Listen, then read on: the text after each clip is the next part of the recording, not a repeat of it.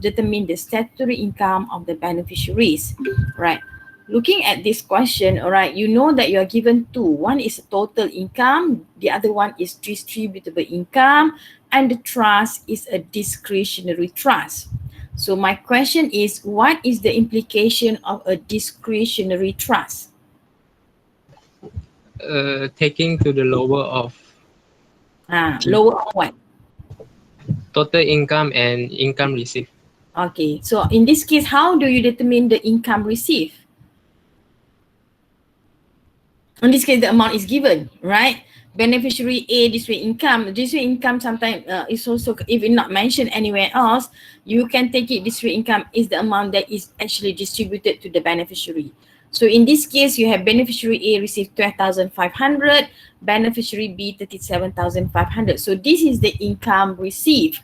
So you have to compare that with the total income based on their entitlement. So how you decide on the entitlement for the total income? It should be the same as what received by beneficiary A and B based on the distributable income. So if you look at kat mana? Oh sudah. Where is my, okay. So if I were to have it like this, all right, this is my working for my question 1. Can you see the Excel now? Yes, doctor. All right, very good. Clear? Is it clear? Or you want me to make it bigger? All right. So you have question 1, number 1. Information given to you is that you have district income of 50,000. Total income is 60,000. All right. So given that, all right, you are also informed that A received 12,500, B received 37,500. So total is 50,000, which is based on the distributable income. All right. So if you were to see here, right, then you have to decide how much is received by the beneficiaries on based on the total income. So you're using the same apportionment. So if you take the same apportionment, you see that this one 12,500 over 50,000. So using the same 12,500 over 50,000, but you times by the 60,000. You see? So you have because you want to take the apportionment. How much the entitlement? So kalau district income is 12,500 over 50,000, times that by 60,000, all right? Because you want to see that how much is actually received based on the entitlement, all right? The total income in this case, total income received by A is 15,000, total income received by B is 45,000, all right? Anyone not clear about how I distribute the total income between A and B? Is it clear? So you have total income is 60,000, and you know how to apportion?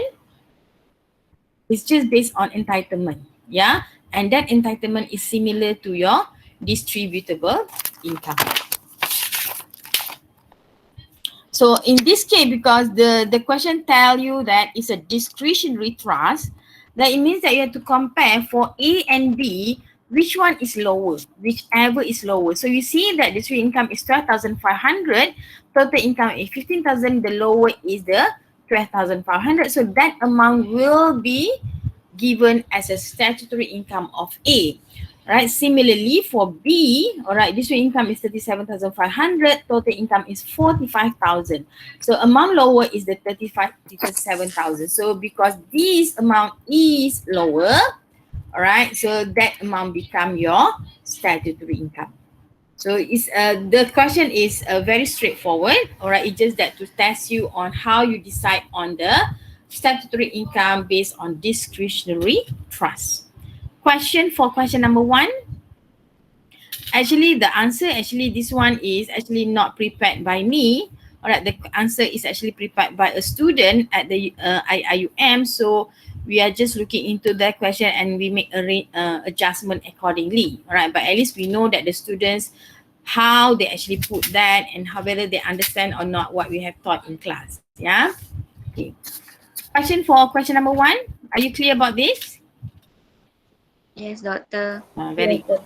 Yeah. All right. If you have done it, all right, then you will benefit. All right. If you have not done it, then have benefit.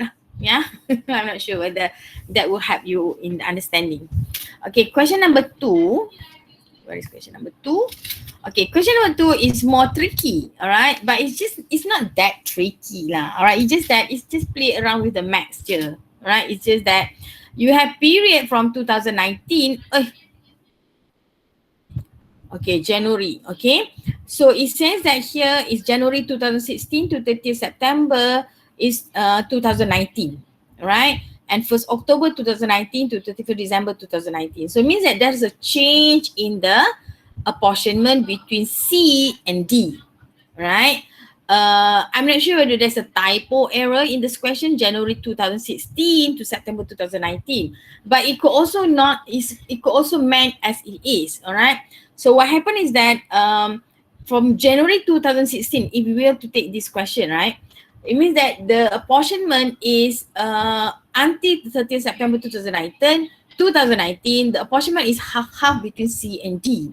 But from October 2019 to December 2019, they have changed the apportionment 3/4 and 1/4. That is possible provided that this one is a discretionary trust. It means that it's based on the discretion of the trustee to decide how much is the allocation for each beneficiary, right? But if you want to say that it's a typo error, you can say that it's January 2019. But in other words, we are only doing the tax com for 2019. All right, we are going to decide how much is the discretionary or the statutory income of the beneficiary C and D if both are under discretionary trust. Again, discretionary trust means that whichever is lower. Okay, so you are also given total income of the trust and distribute income of the trust. So, but you have to apportion the total income and distributable income into 2 periods. I would say that January to September as period 1, October to December as period 2. Because why?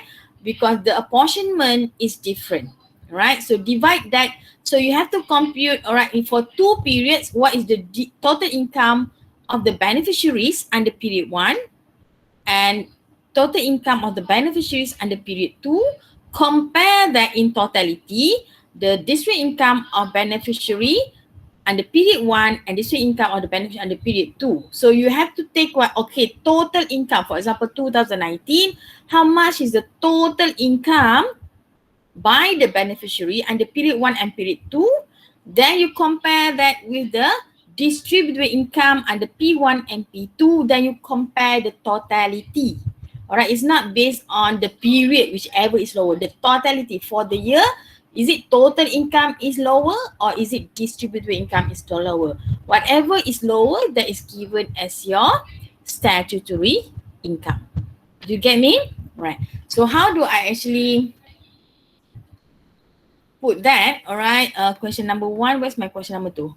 So I put it like this. All right, in terms of the presentation, it's up to you. All right, but as long as you know what you want to do, as long as you know that what is actually you have to derive to, all right? So for example here, all right, the information provided to you is that you have a distributed income given as 60,000. Am I right? Distributable income is 60,000 and total income is 80,000. This information is provided to you. All right. But this income you're going to divide into the first period and the second period. All right. Once you know how much income for the first period and the second period, in this thing we have this way income for the first period 45,000, the balance 15,000 for the second period. Total income for the first period is 60,000 and the second period total income is 20,000. Are you following so far? So these are the period that we have divided into 2. Because we have the first period, all right, January and September, all right, whatever, both district income and total income will be half-half, okay? But in October and December, it will be 3/4, is it? 3/4 and 1/4. Are you clear about this first part? First part okay tak? Kalau tak okay, masalah. Right? So the first thing you have to do is that you have to divide the income into 2 periods and divide the income accordingly. Okay. So now, all right, now we have to decide on the distributable income, right? Remember the 60,000, all right, from January to September, how much received by C and D? Okay, how much is received by C and D? So for January and September distributed income is 45,000. That 45,000, remember that during first period here is half-half. So January, September, C receive half, 22,500. D also receive half of that. Get it? Right, from that amount, 45,000, right, divide into 2 for the first period, January to September. So each one get 22,500. And for the same distributed income for the period of October to December, the amount is 15,000, right? So hold on. Maybe it's okay. Okay, so this one the totality, sorry, October to December amount is 15,000, but remember October to December the distribution is 3/4 and 1/4. So C got 3/4 of that 15,000. So 3/4 of 3/4 times by 15,000 je lah. Isn't it? Betul kan? 3/4 15,000 times by 3/4 you akan dapat 11,250, isn't it? I punya calculation jadi confusing, but it's okay. It's still 60,000, right? Kalau you dah decide this period is 15,000, then you times by 3/4 only lah. And for D is only 1/4 of that 15,000. Okay, so if you take total here is 15,000 is for the period of October to December distributable income. So if you look at here for January and October distributable income, all right, for C is total 33,750. So that is the distributable income of C. And D distributable income is 26,250 for the January and September, October and December. Totality is 26,250. But that is on the distributable income. What about the total income? Because you have to compare between distributable income and total income. So total income, now you go back to the first period, total income is 60,000. You divide between the two, C and D half-half. So each one should get 30,000 and 30,000 each for the period January to September. And then you compute for the second period, all right, 3/4 and 1/4. So the amount for the second period is 20,000 total. So 20,000 3/4 goes into C, 15,000, and D got 5,000. So total here is total 20,000. So means that for total income for C and C, right, for the two periods, okay, maybe I should do it like this lah kot. Ya, nampak macam okay. Boleh tak macam tu? Okay lah kan? C and D. Sikit.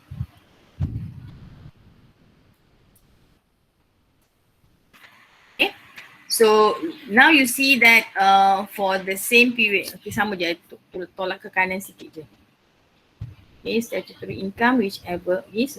So what happened now when you wanted to decide on the statutory income, it would be based on The lowest. whichever lower. Betul tak? So kalau you compare kat sini, alright, for C, you nak compare 33,750, you nak compare that one with, apa dia terima? 45,000 kan? So you compare that with that. So 33,750, 45 statutory income is the lower, which is 33,750. Okay? But then again for D, you are going to compare between 26,500, which is district income received during the year.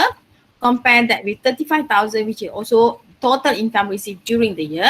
So you should take the lower. Again, statutory income will be the lower of, right? So in this case, C is 33,750 and D is 26,250, right? In terms of presentation, you may show it differently, all right, but that's how I see it, all right? As long as you understand the concept, as long as you understand what you're supposed to look for, and you do compare actually apple and apple, orange with orange, all right? So you have to compare income, this way income C and D with the total income C and D. So then you should get the answer.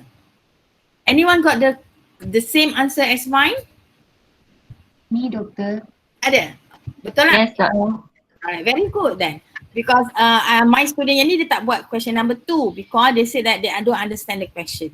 Alright, maybe because the question asked for 2016, 2019. So maybe you can see as it is, but it could also be 2019. So both ways, alright, how you see it, alright, for 2019, your answer should be something like this. Right, the statutory income of the beneficiaries. Question? Tak ada. Doctor, Yes. if the question really asks us starting from 2016, so we are comparing in 48 months, is it? No. You have to compare 2016 because 2016 you're going to compare 2016. I'm sorry, Kalau you buat katalah 2016 apportionment is half-half lah. Then you still compare your district income and total income, same je. It's just that you only have one period lah. So I mean because 2016, 2019, there's no change in the C and D. It's still half-half. So you just compare between, of course, in this case, you compare total income and distributable income. Of course, your statutory income will always be distributable income. Because why? For example, let's say we say that, okay, 2016 until 31st December 2016. What's the allocation? Half. Half-half, is it? So kalau half-half, total income half-half is 40, distributable income is 30, isn't it? So you just compare between the two lah. There's no change throughout the period. The statutory income will always be based on the distributable income, which is lower. Okay, thank you. Alright, okay. But it's just that in 2019, there's a change in the allocation. That's why you have to prepare two periods. So 2016, 2017, 2018, your tax com memang very simple lah for the statutory for the beneficiary because it's always based on that 50-50.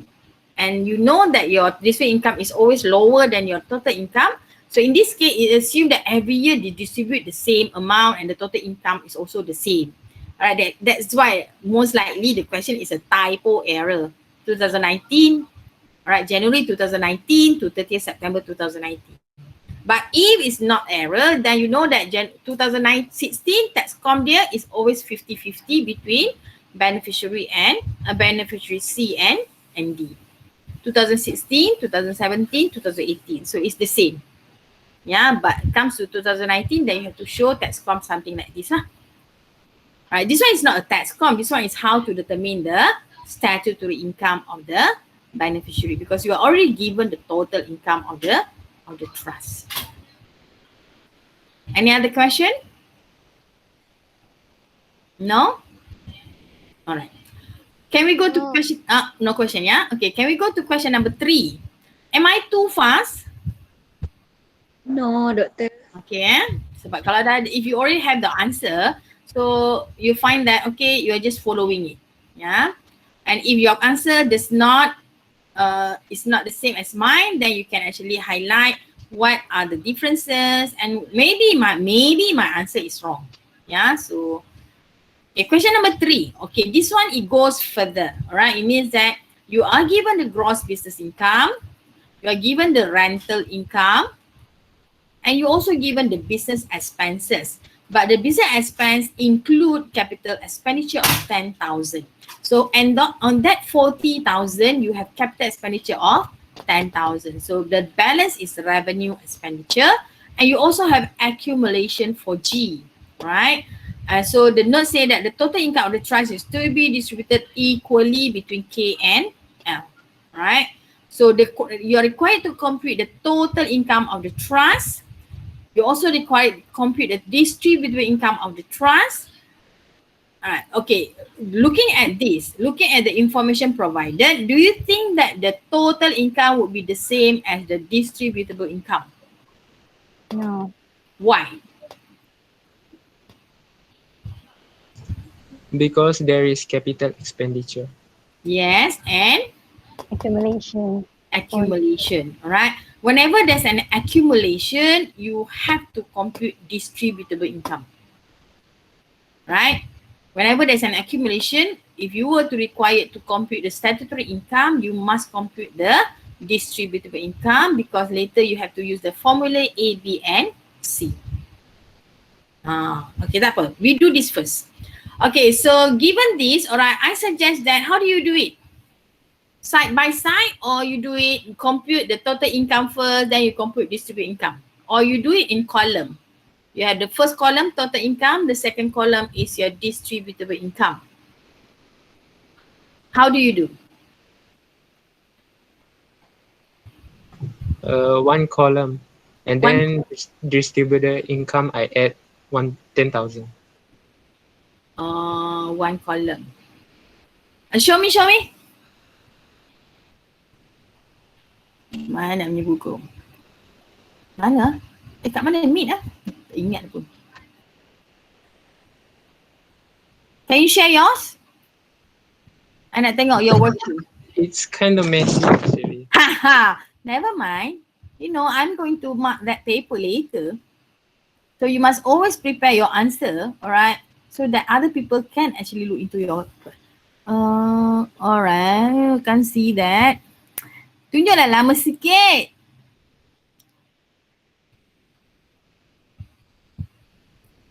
Okay, don't move, don't move.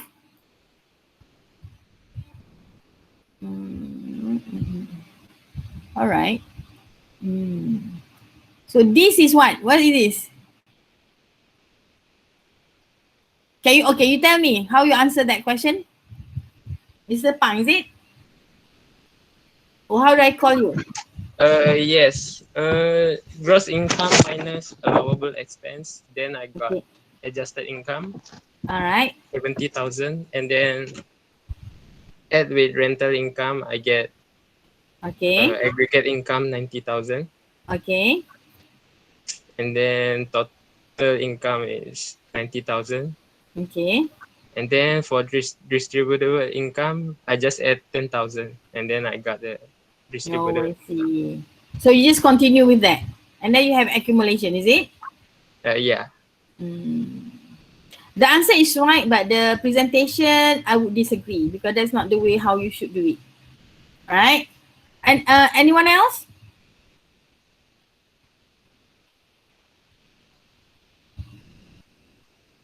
I didn't do yet, doctor.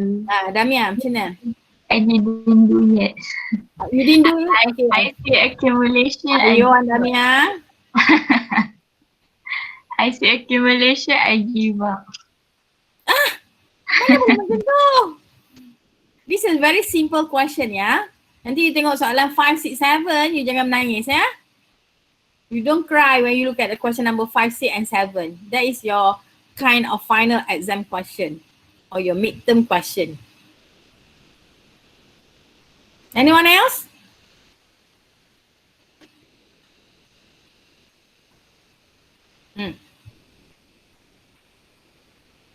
Shaheen. Shaheen, are you here or not? Yes, Dr. Ramya. So did you do the tutorial? Doctor, this one couldn't, doctor. Try. You didn't try it yet. Try, doctor. I tried, but I couldn't. What? Okay. Where went wrong? What went wrong? What made you stop? Doctor, this accumulation on G. So, okay, at least you should get your total income and distributable income.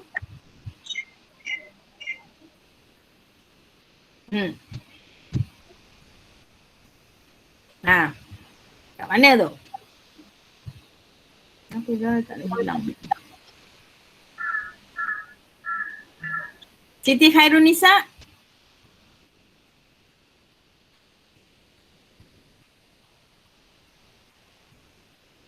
Semua dah derau-derau nak panggil nama ni. Syarafuddin. Wah, Siti Nur Sakinah terus live meeting. Okay. Tak ada. Nine is the question number 2. Doctor. Yes? Same. Did not try it yet until the end. From question number 1? No. Question 3. Question 3 tak buat. Question 1 and 2 je buat. Yes. Bila start buat tu? Yesterday night. Alright lah. I buat this morning, you know. Seriously, I buat this morning. I bangun pukul 8:30. I started at 8:30 just now, just to do the tutorial question. You think I don't do tutorial question here? I also have to do it to make sure that, right, I actually understand the question. Alright. Okay, now we have question number 3. Alright, you're given that. Alright, this is how you should do it. Okay. Can you see it clearly? Question number 3, you are given, so I always suggest that you do it side by side. Okay, you have your total income and then you have your distributable income, so that if you have side by side, you do not have to rewrite the answer.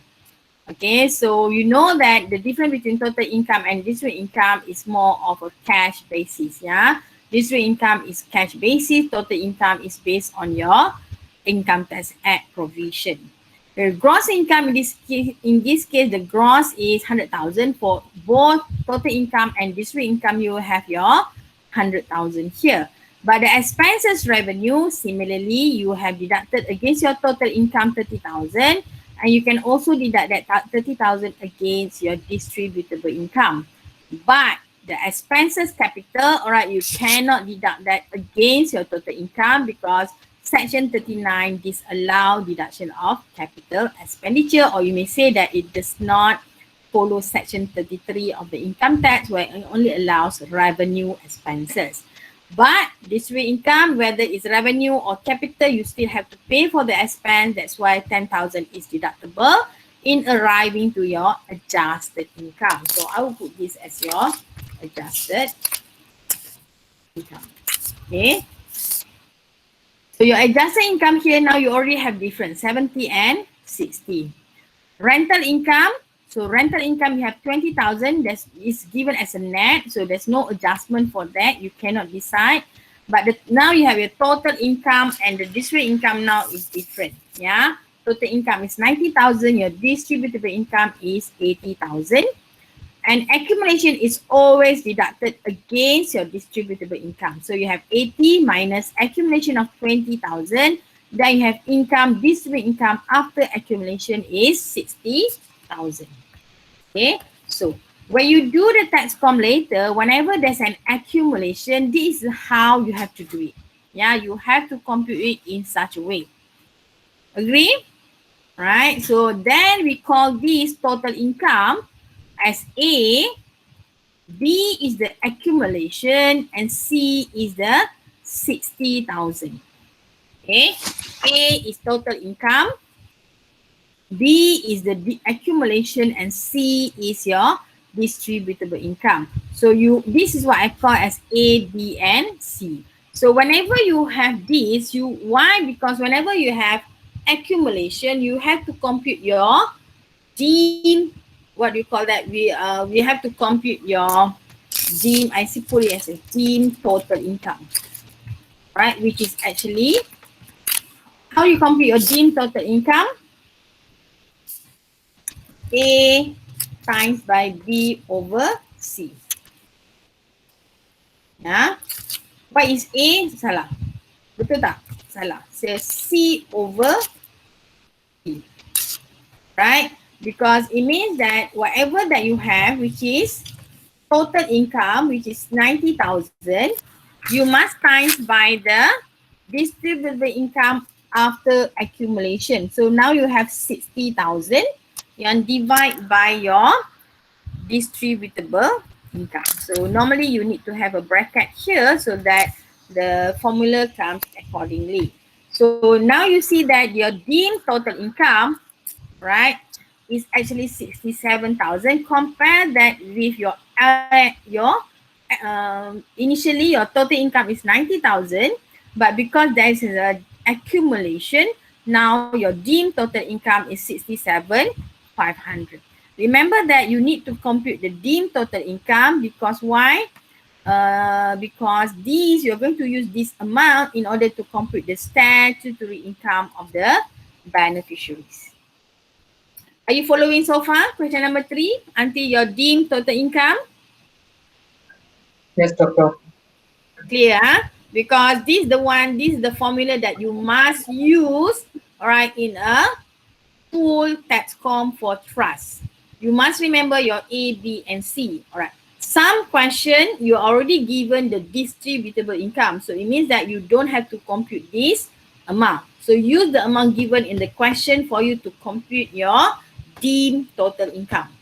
All right. But you must know how much the accumulation. The next is, all right, now you are going to, based on this A, C, and B, you're going to divide the income, the statutory income. So in this case, is it a discretionary or non-discretionary income? How much is that? Is this discretionary or non-discretionary? Mana nak tengok? Question number 3. None. To be distributed. How do you know it's not? It's not mentioned. All right. It's okay because it doesn't say about the how much is actually being actually distributed. So this one is a non-discretionary. Yeah, you don't have the amount actually received by K and L. So amount actually received. So in that case, you don't have to compare. Yeah, so this is a non-discretionary. So in this case, actually, how much is you're going to divide between them equally. So it's going to be half between K and L. So in other words, how much is it? It's going to be half for 67,500 divided by 2. How much would it be?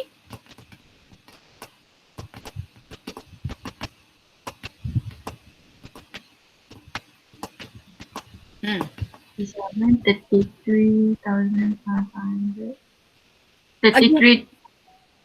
33,000 to Ini ambil calculator tekan-tekan je kot. 750. 33,750 would be the statutory income. It means that whatever you have here, the deemed total income, you divide between the beneficiaries equally. So that will be the statutory income of the beneficiary. And remember that the amount must be based on your deemed total income. Assuming, all right, you are given the amount received by the beneficiary, right, K and L, then you have to compute the amount received by each beneficiary and compare that with 33,750 each. Yeah, so because that is the deemed total income compared with the amount received, whichever lower. But in this case, it's a non-discretionary, so you're going to take whatever deemed total income as the SI of the beneficiary. Got it? Doctor, so the B is the distributable income. Okay. B is distributable income. B is the accumulation. Oh. B is So the what did I say? Salah. Why 60,000 divided by 80,000? Salah dia sebab katanya dia macam ni. Salah. A is A and B lah ni. Oh. A B. Okay. Salah. My formula is wrong. This one is C. This one is C. Alright. So it means that the formula is always your total income times by distributable income after accumulation. Right. Total income. Right. Times by ada apa-apa kat atas ni? Okay. Times by what? Namanya accumulation. This common C, common V, and then you have distributable income.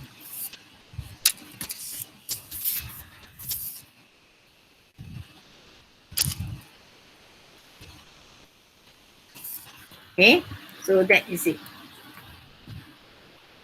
So whenever you have this is the formula, right? So your distributed income after accumulation over distributable income. So means that distributed income in this case was 80,000, right? But if your distributed income you minus accumulation, how much the accumulation? 20,000. So 80 minus 20 is going to be 60, right? Your total income initially it was 90,000. Right, but because of the accumulation and you have distributed income, then you have to take into account how much is your distributable income after accumulation over distributable income. So that's why you will get, instead of 90 total income, your deemed total income will always be lower. Because why? Kat sini dah ada apportionment. Right? 1 over something. Whatever lah. Yeah. Something over 1 ke whatever lah. It has to be less than 1. Right? So it must be the amount is less than, it must be in point something lah. So that's why your deemed total income will always be lower than your original total income whenever you have distributed income and you also have your accumulation. Right, so that's how you do question number 3. So A is the total income, B is the distributed income after accumulation, C is the distributable income. Salah ke betul? Salah lagi lah you all ni. A is total income. Total income. B is B distributable income. nah, ni A. B distributable. B. Ini A dengan C lah. Dengan C. A/C lah. Betul tak? Sebab Betul. A is the total income. B is income, distributed income after accumulation. C is the distributable income. It should be 90 times by 60 over 80. Kalau tengok dalam textbook, alright, mana textbook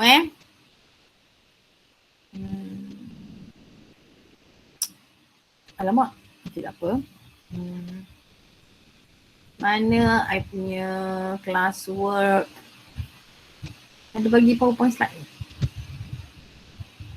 Estate, PDF. Punya textbook kat mana? Tak bagi kan? I cannot share with you. Kat mana I nak ambil benda tu It should be. How many of you, any one of you got the textbook already? Not yet. Not yet. Not even one? No. Even the publisher haven't replied me yet. Ya ke? You have given the Excel kan? Yes, I give immediately after that. Then no reply from the publisher since then. I'm waiting. I guess he's sending the books already now. Yeah, I think so lah. Because he should have processed because they have received the payment, right? Is all student have paid? Half of it. Oh, half only Yeah. lah. Okay. Because normally they will send it to us, alright, the lecturer, and then they, alamak ni yang malas ni. Oh, anak I dah hantar yang baru lah, tapi tak apalah. Kat mana trust after accumulation. Ni accumulation kan? Ada formula there. Trust annuity. This formula. Nampak? Total income times by distributable minus accumulation over distributable income. That's the formula that I've been using. Okay? So where were we?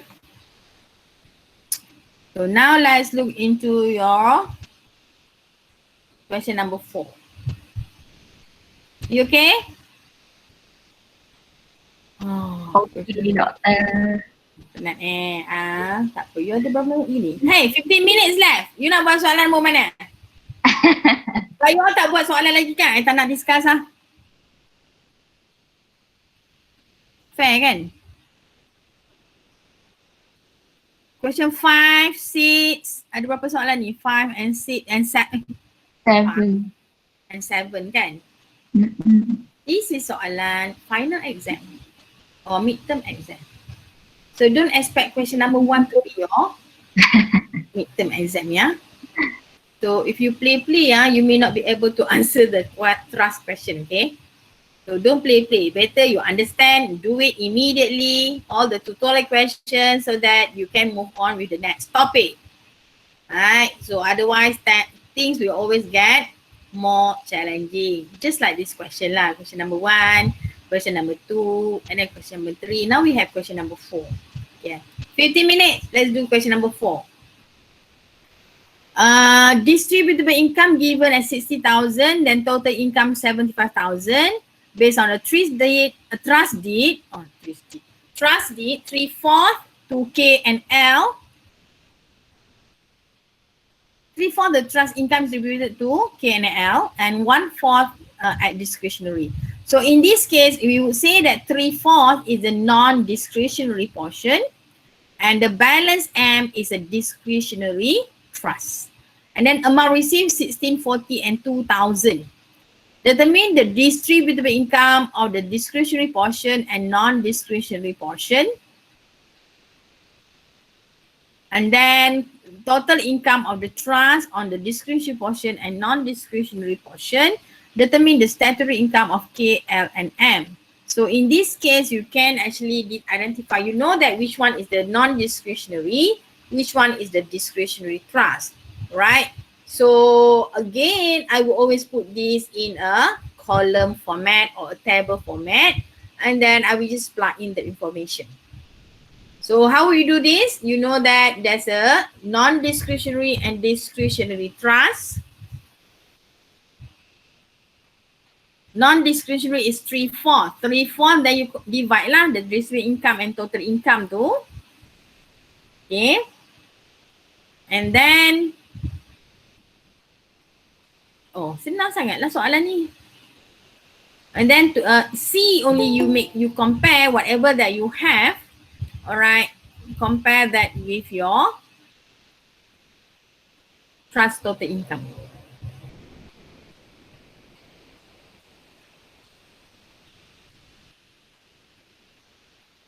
Okay.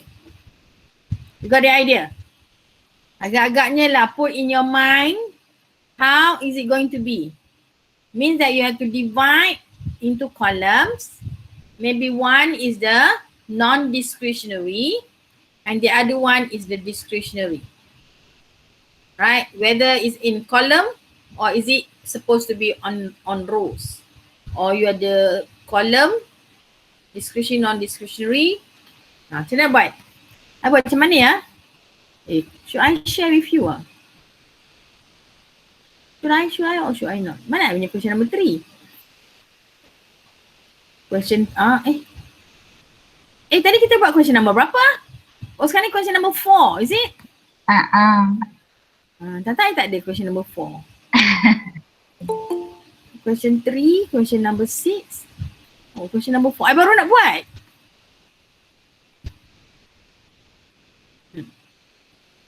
Macam mana buat? I would put here as non-discretionary, discretionary. Okay, discretionary. So I dah buat macam ni. Alright, I have ND, K, NDL, ND, D, C, M. So kalau I nak buat apa tadi yang distribute income, is it, do we have? Distribute income, DI dengan DI. Right, the non-discretionary is 3/4. Letak dulu figure dia. How much is DI? DI 60, 75, 60,000 dengan 75,000. 60,000.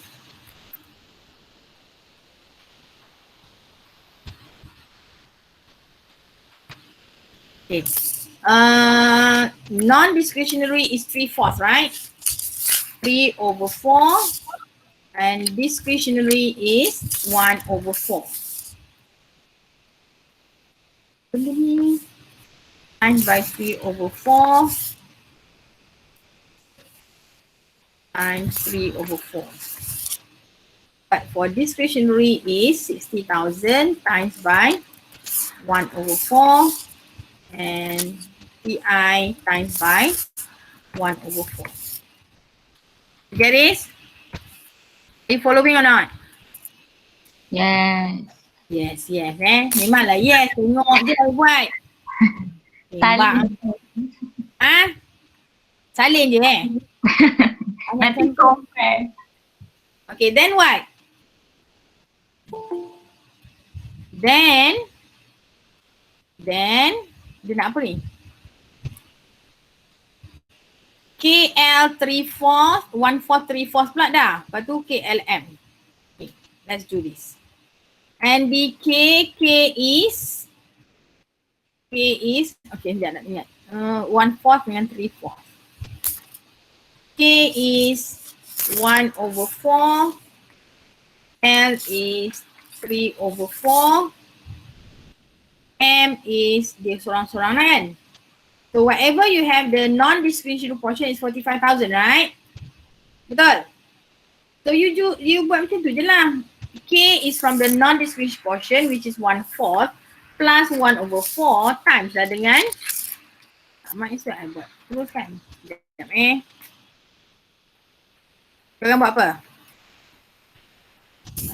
X letak kat sini sikit. So ini patutnya I buat 3/4 je tadi. 1/4.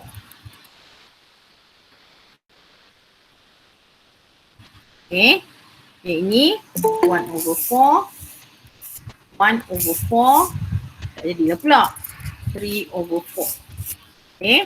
So 1/4 means that this one times by, remember it's a non-discretionary portion. So you can ambil this one ada 45,000. Right? But this one 3/4 again times by the non-discretionary portion, which is 45,000. And M is whatever here lah. Right? The balance 15,000. But dia tak payah nak divide because M, mana M? Mana bagi? Mana M? The balance 1/4 goes to M. So in this case you don't have to divide lah.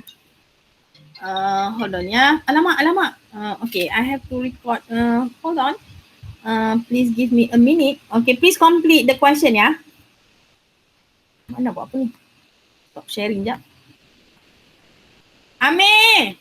Hold on. Mana? Where am I? Why am I? Zoom meeting, Zoom.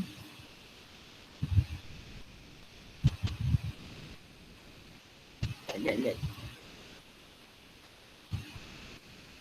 Stop recording. Alamak, stop recording ah. I was supposed to do that.